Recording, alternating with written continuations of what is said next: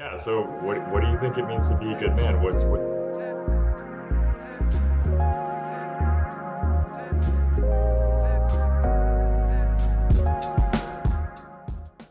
do you think? What does it mean to you to be a man, or what does it mean for you to be a good man? Um, and where did you learn it from?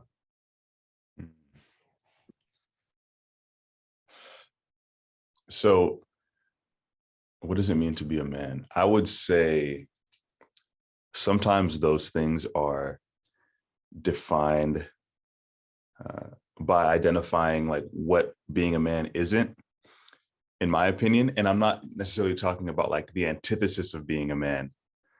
Um, I mean, I'm not a liar, I'm not dishonest, I'm not a thief, I'm not an abuser. And so I think then it can become, what does it mean to be a man? I think it means, being honest, right? Being true, being transparent, um, being like easily accessible. I think sometimes, us as men, like we like to kind of be shrouded in some sort of mystique. Um, I don't know. I think that gives off some sort of vibe that we're complex, but I think kind of gone are the days of, these like Ernest Hemingway like figures who are so complex, but then it kind of leads to their own demise, right? And so I think being present, I think that's what I would say at a base level is what being a man is. Um, Mm-hmm. where did I learn that from? I credit that to my dad, I would say. My parents are immigrants. They came to this country, my dad in the 80s, my mom in the 90s, from Rwanda and Uganda. And my dad, despite, being a Gen Xer and all those things, um, he managed to work at two hospitals at the same time and still try to make time for my sister and me. And so I would say he was present. I would say he was honest. I would say he was um, unguarded in a good sense, but he still managed to figure out like what my young mind ought to know about the world and about what he was dealing with at work, while also like keeping the things that I couldn't probably process as well at my young age between himself and my mom. So Mm-hmm. yeah, It that's what I it would say. sounds like a big part of that is just being a father is a part of the kind of male identity as well. And I've definitely in the past conversations I've heard the theme of being connected and not being kind of the guarded mysterioso who no one can really access or understand, um, which I think is a kind of an old trope of like the guy who can do it all alone, which doesn't usually lead to some healthy outcomes. So I've definitely heard that theme before as well. Um, and then, so following from kind of your experience with your definition of masculinity, what it means to be a good man, how does that compare with what you encounter in like the societal frame of masculinity? What do you like when you encounter on social media or like celebrity culture, for where young men are might be learning from masculinity today? Yeah, I think it's funny. I think there's more attention given to men doing things that might be out of character than there are men doing things that are, upstanding. And what I mean by that is, uh, well, I'll just go ahead and say it. So this whole Try Guys situation that's been going on Oh right now, yeah. which I didn't watch them growing up, but my wife, watched some of their videos here and there, and they're talking about this kind of trope of the wife guy, the one that's always talking about his wife. Hmm. Um, and we know that, every so often when people kind of hyper focus on a particular thing, they themselves could be struggling in that area in their lives. Yep. Um, and so uh, I find that, when these articles that I read were talking about this wife guy trope, that guys tend to get a pat on the back for doing like the absolute bare minimum. And so, just bringing up your wife's name or bringing up your child's name or something like that gives you some sort of gold star in the eyes of other men and maybe even other women. And so I say that kind of, minimal effort gets a lot of attention. And I would argue, though, that when a guy is wearing, I don't know, like a shirt that's like pink, or like a shirt or some sort of fashionable item, or saying, or is crying on camera, they are even more focused on that kind of content and are quick to, I don't know, devalue that individual's masculinity. And so I just find it funny that like we try to be, as men, and I say we just because I'm talking about us as a whole, self-affirming in, I would say, the easy things, and are incredibly critical on, I think, the aspects that make us truly who we are, and being emotionally available and being present. That might have been a convoluted way of answering it, but I just No, it think, makes sense. I think Yeah, we're there's a ourselves. couple strong signals that guys will focus on, or hyper focus on, that might not be like the right proportion of energy and effort and time to focus on, and being really critical of the ones that are actually important to your core. I was also checking in on the Try Guy drama, and I think you're right. I think sometimes overcompensating in an area you feel weak in is a natural reaction. And this guy was the wife guy who ended up not being the wife guy. Seriously. That's an interesting point for sure. And so the effect of the hyper focus, like, can you think of any other examples? Because I think it's useful to go through, like, where energy might be wasted focusing on an aspect of yourself that might not actually be critical for yourself. So any other examples of things that are given a lot of attention, probably in a negative Yeah, light? yeah, that might not be warranted.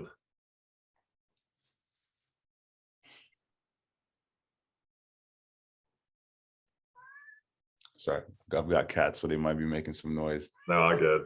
And I have lots of questions for you if the hyper focus isn't the right track. No, I think we should always be a bit wary of like content that is consumed by a large amount of people, and not to kind of be in line with this whole like mysterious trope. Like I know typically kind of going against the culture is attributable to guys that like to be shrouded in mystery, but I think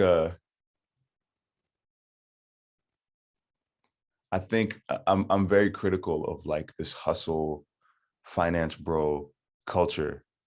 And while I, of course, aspire to be a professional and have a career, right, and take care of myself and the ones that I look after, I think there's little nuance in discussions about masculinity at the home, at the office, and just in everyday, public life. And so I think it's dangerous whenever you hyper focus on anything in particular, because, I mean, men and women alike, but for the purposes of this conversation, people are really overworking themselves. And that in and of itself is also a nuanced discussion, because for the most part, if you're, working overtime and working an incredible amount, there typically are legitimate reasons as to why that's happening, right? Certain responsibilities that working longer hours tends to take care of. But in this, excuse me, in this day and age, I think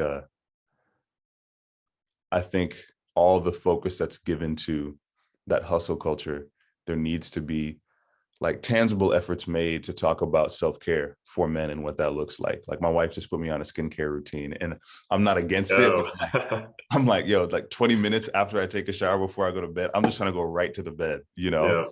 yeah. But I did the routine last night, and then I did part of the routine this morning, for the camera. And I feel like I look different. Hey, you're So, glowing. You're you glowing. know, I That's appreciate it. awesome. Yeah. And so I think I think things ought to be palatable for the masses, if you will. But I think whenever anything is just, they're just blanket statements made with anyone's content, Hmm. um, in any books. I was, like I said, I was an English major, so I'm like incredibly critical of blanket statements made in books because that's not even like proper research. Um, I think we just need to be careful. Uh, and if it's applicable and it's healthy, then take it. And if it's not, then go ahead and leave it. But recognizing that there's nuance in everything. Hmm. Yeah, no, I think the hustle grind culture, uh, like the more extreme things are, the more clicks and attention they garner, which doesn't, like, no one wants to spend effort deciphering nuance because it takes brain power. And so it's easier to see, um, like a TikTok or a reel about waking up at 4 in the morning and having the perfect routine and just staying busy till midnight the next day, without any really tangible like output or goals. Um, it's just the ideal of staying busy is kind of what's hyper focused on without any nuance for why am I doing this? Why am I working Right. so hard? What is the actual output? Am I fulfilled? And I think it's a particularly unhealthy sector of social media for guys, like the crypto foreign Right. exchange day trader, like Right. I'm a millionaire by 19, like here's a look into my Wall Street routine. Like it's selling this dream that one isn't so dreamy and two takes a lot more work than, like, no one has time to make fancy TikToks if you're actually working like Yeah, that's in true. investment banking or so. It's selling this get rich quick dream, um, to guys that need a different path than Instagram, TikTok, Reels to get there. Yeah. So I totally think that's a good point.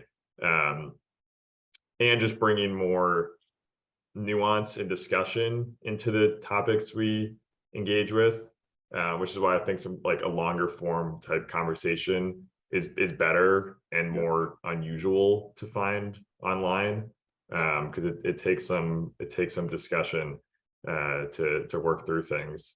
Um, the other thing I'm curious about is you mentioned earlier on, like you took a couple of classes on masculinity. What were there any takeaways that were interesting from those that you could share? Yeah.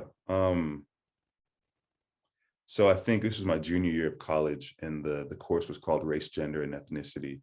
Um, and we had a visiting professor from Colorado College, and so he was focused on Africana studies of Africa and the diaspora. And so he got books written by Black authors, and dissected them along racial, gendered, and ethnic lines. Um, and it kind of fundamentally changed how I looked at literature to begin with, because, in continuing the discussion on nuance, I was so used to reading books where at the end I'm like, okay, this is the right thing to do, and this is the Mhm. wrong thing to do. Here's the And point. right, and these are the characters that I should model myself after, and these are the characters that are like objectively evil. Hmm. And we read Their Eyes Were Watching God by Zora Neale Hurston and Invisible Man by Ralph Ellison, and I'm finding myself reading these books in class. And as every new character is introduced, I'm like, okay, this is the one that I'm supposed to be like, and this is one that I can model myself after. And then they have like this fatal flaw, and I'm like, no, that's that's not the one. Okay, so I'll wait for the next character, and it never came. It ultimately never came, the character that I sought to model myself after. Um, and so kind of in a roundabout way of answering your question, I think what I came to realize was that I don't think there's anyone that we should be modeling ourselves after. I think we should be striving to be the best version of ourselves. And we could have individuals that we look to that seem to be doing things the right way. But ultimately, um, I do believe that comparison is the thief of joy. And if I'm trying to be like, I don't know, Hugh Jackman, I'm never going to be like Hugh Jackman because he is himself and I am myself, right? Moreover, he's 6'4". I'm not 6'4", right? um, and so it changed the way that I looked at counseling and therapy as well, because, and I haven't had much experience in it, but I have had a few counseling sessions while I was in college. And I used to be looking at the counselor like, okay, so just tell me who I'm supposed to be like, so I can just, read about their life and just, pursue that. And as we're talking, she's reminding me, much like I said just a few minutes ago, like, we're not trying to make you anyone but the best version of yourself. And that's the goal of these sessions, right? Because you're still not being yourself if you're trying to be like anyone else, if you're trying to be like you, if you're trying to be like Denzel, whomever. And so I think those are kind of the takeaways I took from the course. I think I also took away that masculinity for thousands of years. And maybe to not make a blanket statement on all cultures, I know that there were some cultures where femininity was kind of the desired trait. Right. But for my culture, for most of the cultures of men that I meet, masculinity was, the top dog.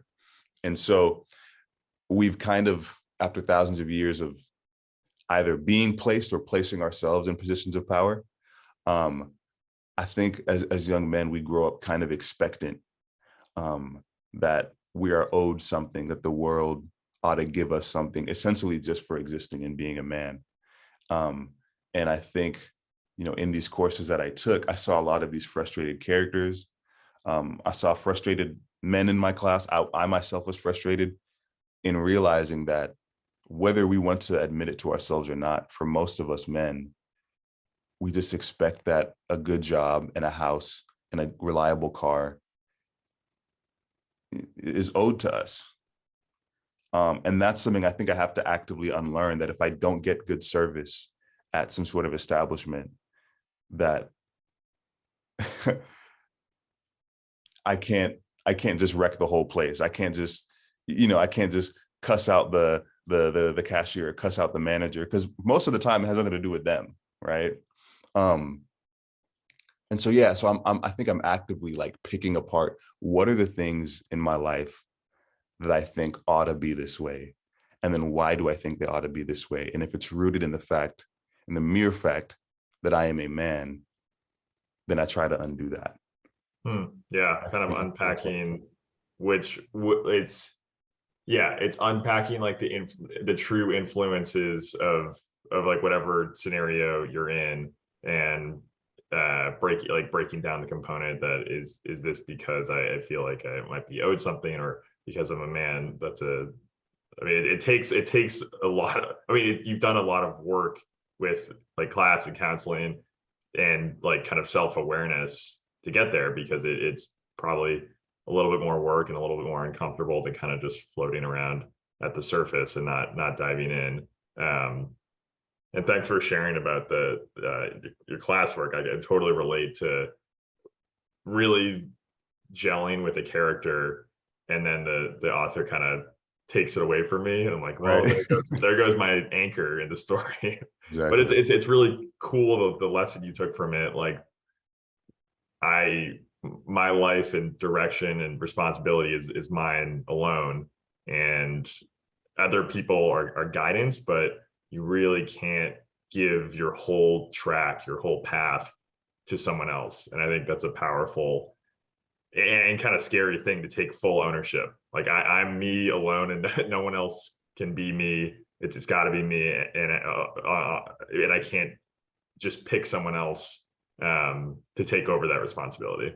Yeah. And um, I think on just being expecting of certain things, I think the point that I wanted to drive home was a lot of the disgruntled young men that call themselves incels and whatnot, I think they are not owed anything. They are deserving of love. They are deserving of a partner. They are deserving of a career that can support themselves and the people that they love. But I don't think any of us are owed anything. And so I think that distinction is important because I'm married, but my wife wasn't like she's not obliged to me, or she never was, prior to us dating, prior to me doing what I needed to do to make her trust me and love me and those kinds of things. And so I think masculinity for so long has been, I can just say, hey, Mr. Rockefeller, I only have a high school diploma, but like, give me this high paying job. And that was the case for so long. And so I empathize in that for many young men. And for the most part, at least in America, particularly white men, have a certain level of expectancy or expectance in the circles that they walk in. And at least in 2022, I think the respect that we try to give to people is like a base level respect for all people and not just necessarily men or white men or whomever in particular. And that's something I think people might be lacking the vocabulary to describe, but I think they're feeling it. I think when you see that there are fewer men than ever going to college, and of course there's a myriad of reasons as to why that happens as well, but for the most part, I think certain men are losing hope, and I think it requires looking inward and then looking outward. Mm-hmm.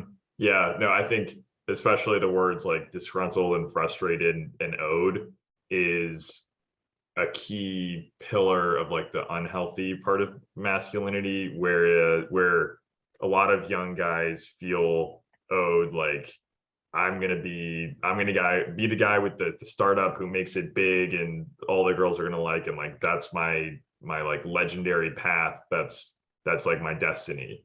And that's just not the case for a lot of people. And I think finding finding the beauty in hard work, finding the beauty in things that are ordinary, being present in your work, your friends, your family. Like, it doesn't have to be some spectacular moonshot to find happiness and fulfillment.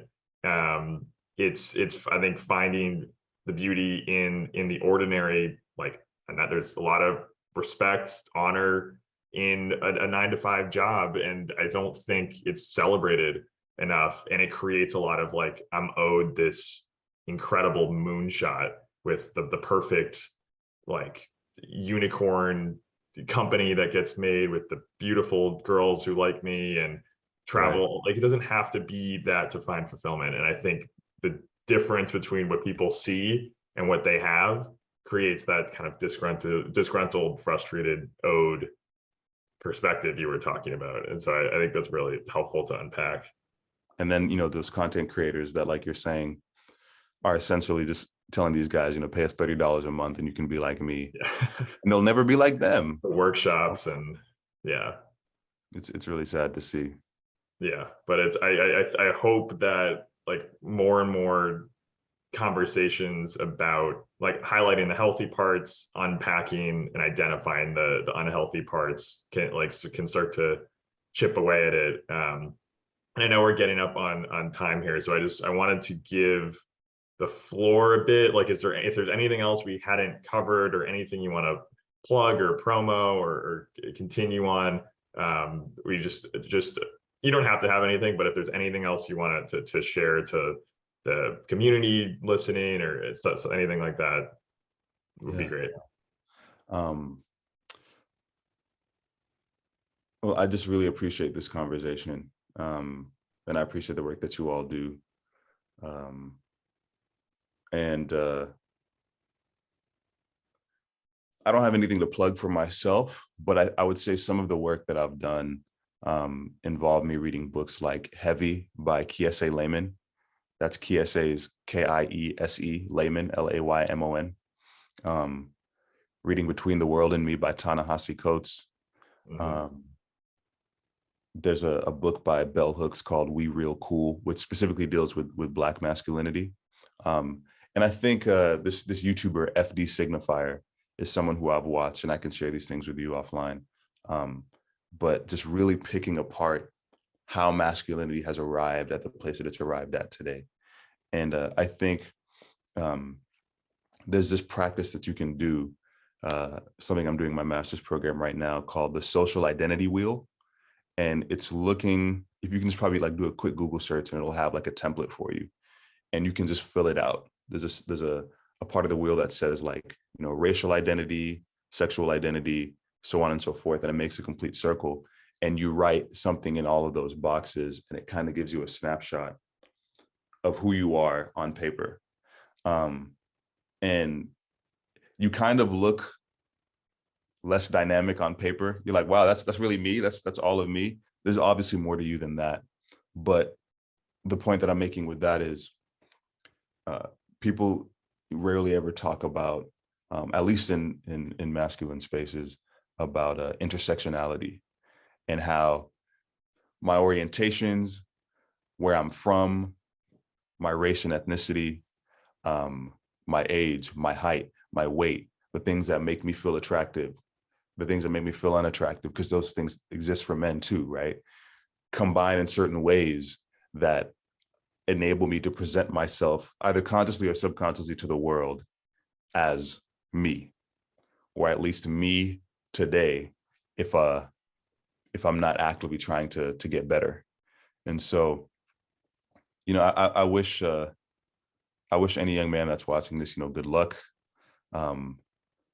We're all actively striving to get better. But there's some content out there that we can engage with. And there's at least people that you can talk to who are willing, that can help you see yourself, maybe not in a better light if they're being honest with you, but in a true light that can help you engage with the world less disgruntled, less feeling the pressure of certain things, and ready to be like a genuinely good citizen. Yeah, that's more clarity, right? It's may not be, oh, I feel way better about myself, but at least you're clear. You have like a starting point. And that's awesome. Like, thank you for sharing the resources. I think that'd be really cool to share with the community. We have a space on our page for book recs, so I'll definitely check out those books you recommended and add those. And I'm gonna check out the wheel too. Like, I think that could be a really cool resource to share with people, breaking down like identity component parts. So I really appreciate that. Your wealth of knowledge, and I appreciate you sharing like an actual education with us lowly content creators. So I appreciate the time. It's really cool to meet you.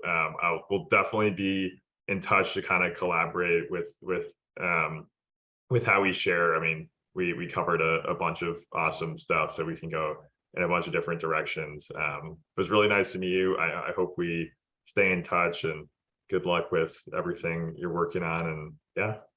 Absolutely. Thank you, Henry. I appreciate it. Of course. Have a good rest of the day, and we'll be in touch. Definitely. You too. Bye. Bye. Yeah. So what do you think it means to be a good man?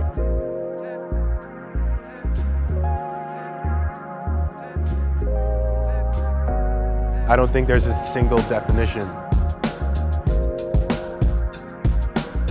Things that make up a good man are just the things that make up a good person. Someone who's honest, someone who's decent. You're also willing to express yourself in a healthy way, and you're in touch with your emotions as well.